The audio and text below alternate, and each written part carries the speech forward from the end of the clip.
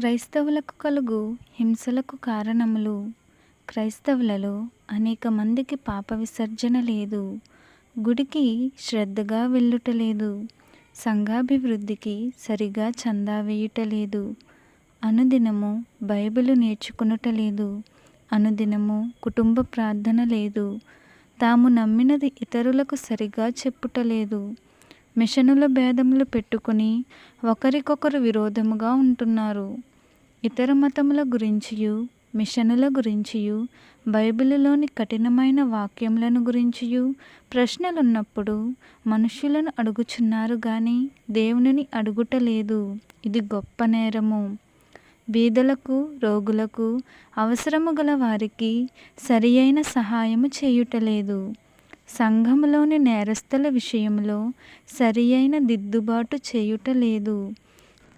కుటుంబంలోని కలహములు, పిల్లల యొక్క తిరుగుబాటులను ఆపుచేయుటలేదు. కేవలము పూర్తిగా దేవుని మీద ఆధారపడుట లేదు. ఏలియా కాకుల మీద ఆధారపడలేదు గాని వాటిని పంపిన దేవుని మీద ఆధారపడెను. అలాగే దేవుడు మనకు అనుగ్రహించిన వారి మీద ఆనుకొనవచ్చును, కానీ ముఖ్యాధారము క్రీస్తు ప్రభువే అయి ఉండవలెను. తరచుగా ఆనంద కీర్తనలు పాడుటలో లోపము కలదు. ఇట్టి వాటిలో లోపములుంటే శ్రమలు కెరటముల వలె తరచుగా మన మీదకి వచ్చుచుండును. తిండి మత్తు వలన అశ్రద్ధ, ఐహిక విచారము వలన అశ్రద్ధ, సోమరితనము వలన అశ్రద్ధ, శ్రమకాలమందు భయపడుట. మీరు భయపడుట వలన శత్రువులకు జయమని బైబిలులో ఉన్నది. మీ సంతోషము యొక్క కొలత తగ్గించుకొనుట వలన హాని. సంతోషము వలన మనకు జెండా వచ్చును.